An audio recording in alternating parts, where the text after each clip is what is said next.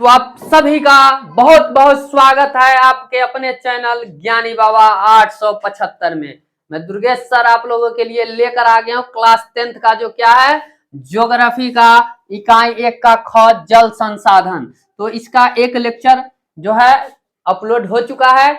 यदि आप अभी तक उस वीडियो को नहीं देखे हैं तो जरूर डिस्क्रिप्शन में उसका लिंक दिया हुआ है, वहां से जाकर आप देख सकते हैं। तो इसमें हम लोग बात करेंगे आज क्या ये सब जो हम पढ़ा चुके हैं जल संसाधन का वितरण। ठीक है, हम लोग आज चर्चा करेंगे कहां से जल संसाधन का उपयोग ना, जल संसाधन का क्या है उपयोग के बारे में आज हम लोग जानेंगे। तो आइए देखिए, भारत की आबादी तीव्रतम गति से बढ़ रही है। भारत की जो आबादी है वो बहुत ही तेजी से बढ़ रही है। क्या है, भारत की आबादी जो है वो बहुत तेजी से बढ़ रही है।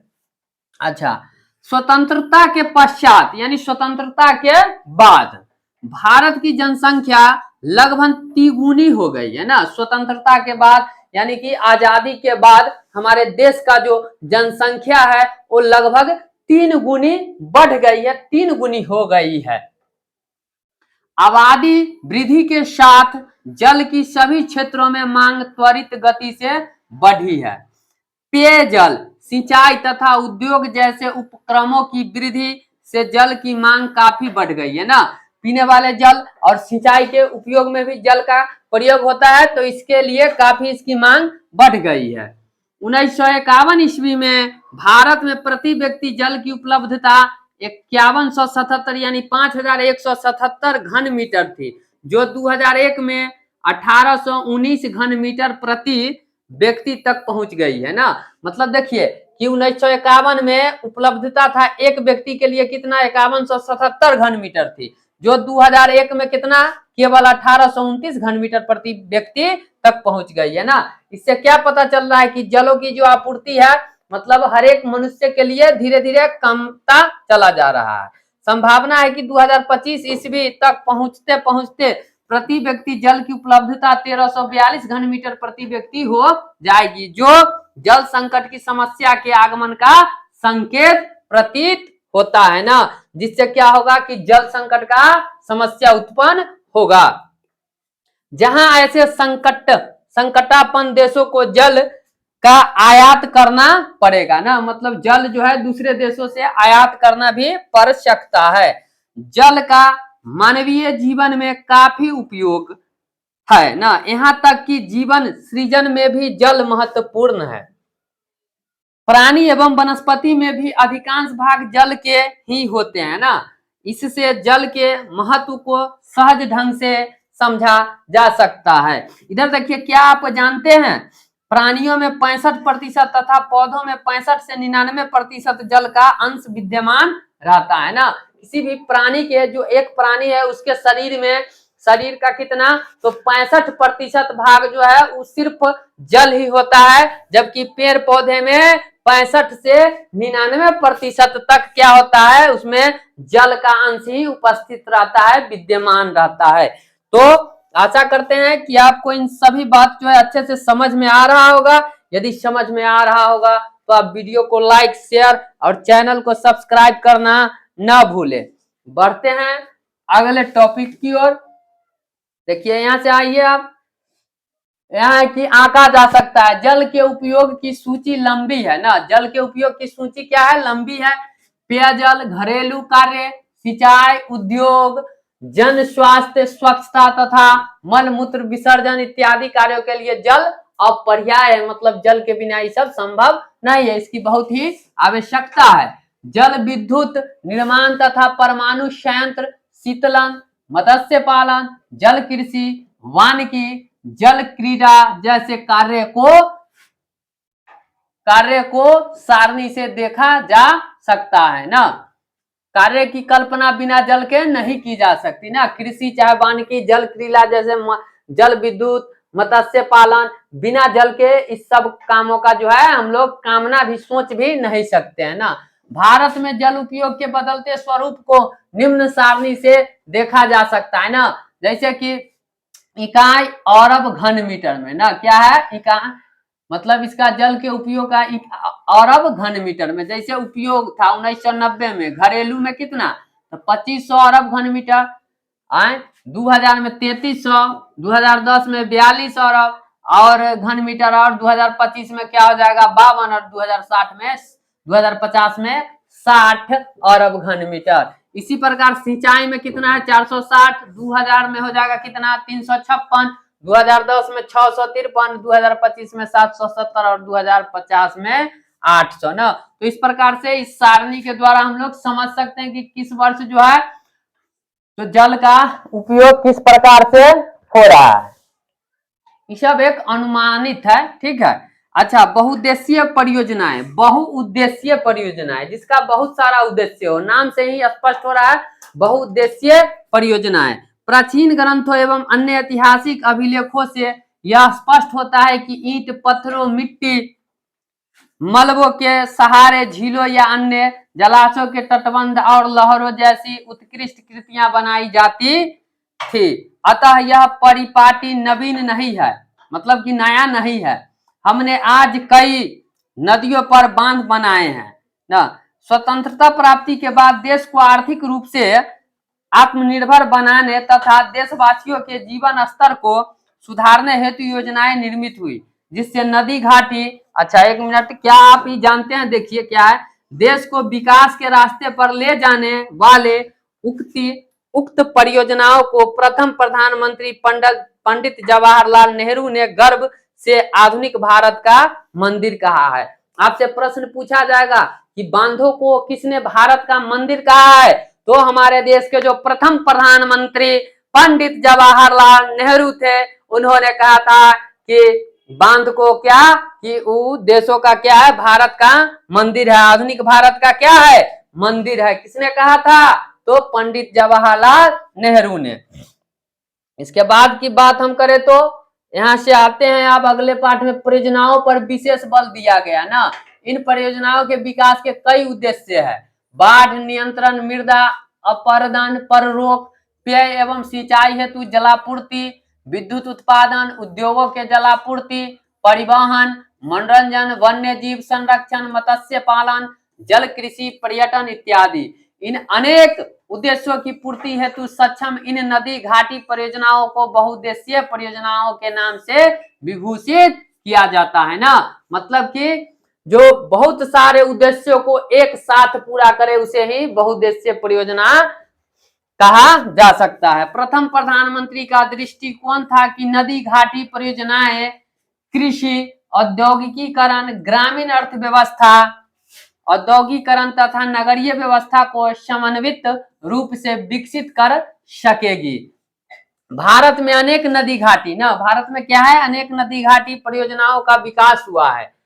भाखरा, नांगल, हीराकुंड, दामोदर, गोदावरी, कृष्णा, स्वर्ण रेखा एवं सोन परियोजना जैसी अनेक परियोजनाएं भारत के बहुआयामी विकास में सहायक हो रहे हैं ना। गत कुछ वर्षों से बहुउद्देशीय परियोजना एवं बांध विरोध एवं पुनः निरीक्षण का कारण बनते रहे हैं। नदियों में बांध लगाने से नदियों का प्राकृतिक प्रवाह जो है क्या हो गया है, अवरुद्ध होता है, यानी उसका प्रवाह रुक गया, जिससे तल पर अवसादीकरण तेज हो जाता है। इसी तलछट जमाव से जलीय जीवों के साथ भोजन एवं प्रजनन तथा स्वच्छंद विचरण की समस्या तो आती ही है, साथ ही बाढ़ जैसी विभीषिका भी उत्पन्न हो जाती है ना। इतना ही नहीं, बाढ़ग्रस्त मैदान की वनस्पतियां एवं मृदाएं प्लावित होकर अपघटित भी हो जाती है। उसके बाद क्या कि यहां से आइए, क्या आप जानते हैं नर्मदा बचाओ आंदोलन एक गैर सरकारी संगठन एनजीओ है ना, जो स्थानीय लोगों, किसानों, पर्यावरणविदों, मानवाधिकारों कार्यकर्ताओं को गुजरात के नर्मदा नदी पर सरदार सरोवर बांध के विरोध के लिए प्रेरित करता है ना। तो नर्मदा बचाओ अभियान जो है, इससे पहले हम लोग बताए थे, जो भारत संसाधन एवं उसके जो उपयोग है उसी पाठ में इसका बात किए थे कि नर्मदा बचाओ अभियान जो है किसका अभियान था? तो मेधा पाटेकर का, याद रखिएगा, मेधा पाटेकर का। टिहरी बांध आंदोलन जैसी अनेक जन विरोध बहुद्देशीय परियोजनाओं की खामियों को उजागर करते हैं। आमतौर पर लोग अपनी जमीन, आजीविका और संसाधन से लगाव एवं नियंत्रण को त्याग कर अन्यत्र विस्थापित हो जाते हैं, माने अन्य जगह वो विस्थापित हो जाते हैं, जिसके बदले इन्हें न तो पर्याप्त मुआवजा मिल पाता है ना, और न ही ये विस्थापित होने के पश्चात इस परियोजना का ही लाभ ले पाते हैं। इसका लाभ पूंजीपति एवं जमींदार वर्ग को अवश्य मिल जाता है। यह सच है कि सिंचाई की सुलभता ने कई क्षेत्रों में फसल के प्रतिरूप को परिवर्तित किया है। जहां जल, कृषि एवं वाणिज्य फसलों की ओर किसान आकृष्ट हुए हैं, वहीं मृदाओं की लवणीकरण जैसे गंभीर समस्याएं भी उत्पन्न हो रही है। इसी वजह से गरीब, भूमिहीन एवं अमीर भूस्वामी के मध्य एक सामाजिक खाई का निर्माण, मतलब खाई का निर्माण प्रतीत हो रहा है ना। मतलब कि अमीर भूस्वामी के मध्य क्या हो रहा है? गरीब और भूमिहीन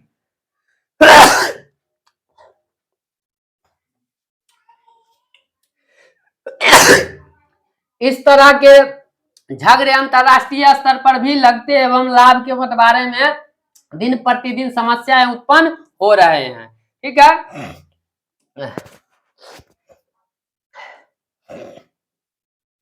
इसमें हम लोग देख सकते हैं कि भारत के प्रमुख नदियों के बारे में दिया गया हुआ है, जिसका कि इतना अच्छा से दिख नहीं रहा है ना। ठीक है, आगे चलते हैं।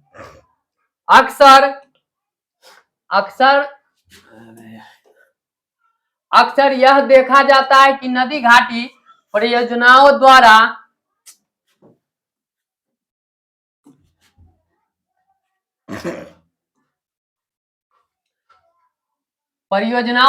वांछित उद्देश्यों की पूर्ति न करने की वजह से विरोध एवं आपत्तियां उठाई जाती है।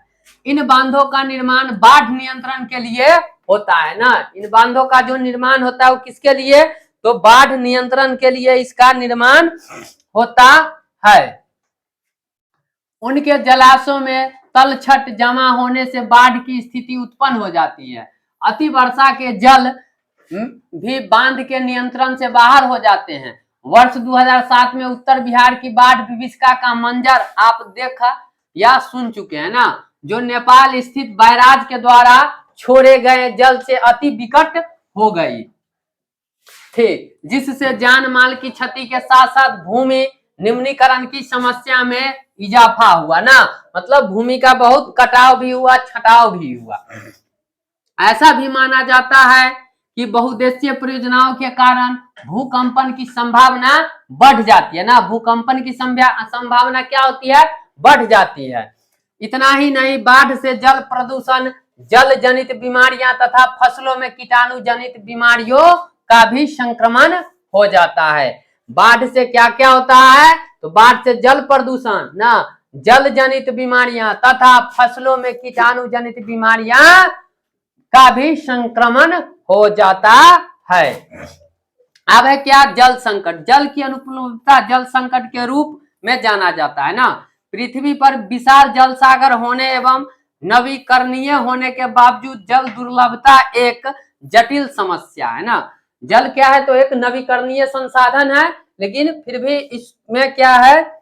नवीकरणीय होने के बावजूद जल दुर्बलता एक क्या है? जटिल समस्या है। जल संकट के भाव उत्पन्न होते ही मानस पटल पर सूखाग्रस्त या अनावृष्टि क्षेत्र का चित्र उपस्थित होने लगता है।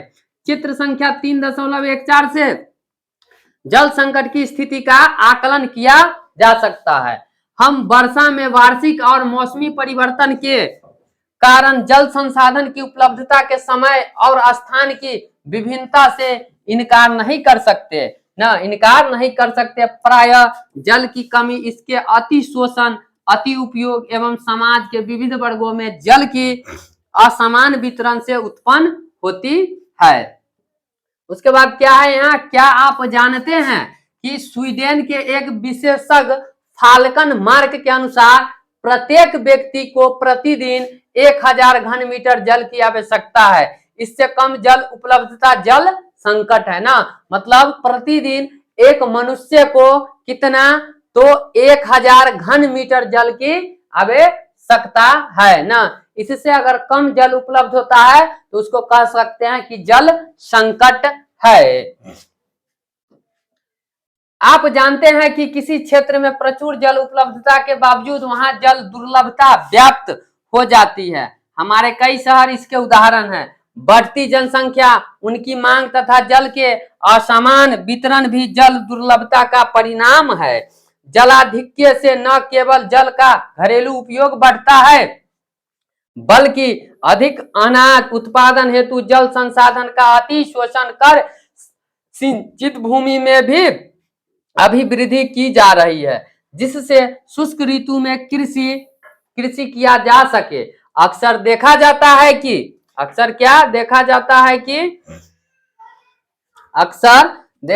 है कि किसान खेतों पर अपने निजी कुएं और नलकूप के द्वारा भूमि सिंचित कर कृषि उत्पादन को बढ़ा रहे हैं ना। परंतु जरा आप सोचिए इसका परिणाम क्या होगा ना। जरा सोच कर देखिए इसका परिणाम क्या होगा।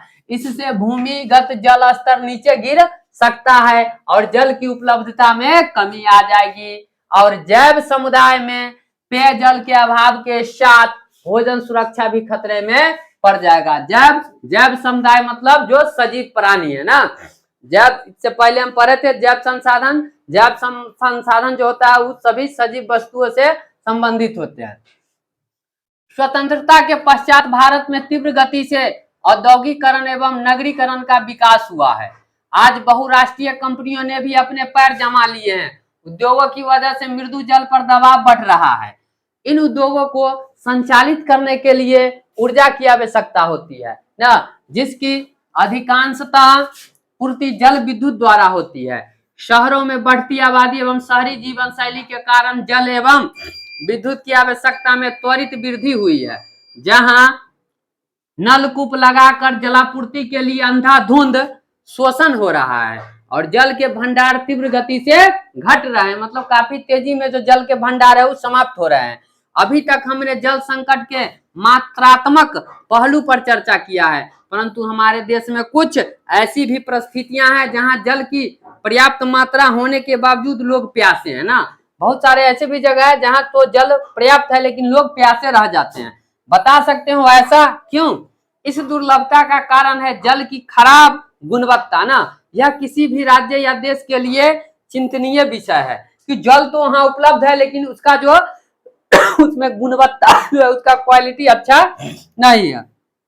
घरेलू एवं औद्योगिक अवशिष्टों, रसायनों, कीटनाशकों और कृषि में प्रयुक्त होने वाले उर्वरक जल में मिल जाने से जल की गुणवत्ता बुरी तरह प्रभावित हुई है, जो मानव के लिए अति नुकसानदेह है। बिहार एवं पश्चिम बंगाल के कुछ भागों में जल के अति दोहन से संख्या एवं राजस्थान एवं महाराष्ट्र में इससे फ्लोराइड के संकेंद्रण में वृद्धि हुई है।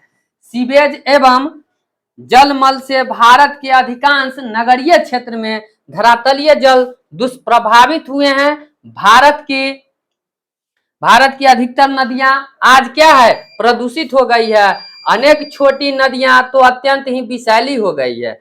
उसके बाद क्या है यहाँ कि क्या आप जानते हैं वर्तमान समय में भारत में कुल विद्युत का लगभग 22% भाग जल विद्युत से प्राप्त होता है ना। वर्तमान समय में मतलब अभी के समय में भारत में जो कुल विद्युत का लगभग कितना, तो 22% भाग जल विद्युत से प्राप्त होता है। यहाँ फिर है क्या आप जानते हैं केवल कानपुर में 180 चमड़े के कारखाने हैं जो प्रतिदिन 58 लाख लीटर मल जल गंगा में विसर्जित करती है ना। इससे क्या होता है कि गंगा नदी जो का प्रदूषण बढ़ता जा रहा है। केवल कहाँ, कानपुर में 180 क्या है, चमड़े के कारखाने हैं जो प्रतिदिन कितना लीटर, 58 लाख लीटर मल जल गंगा में विसर्जित करती है।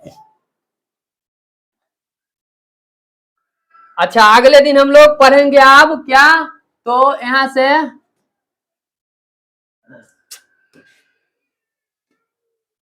जल संरक्षण एवं प्रबंधन की आवश्यकता।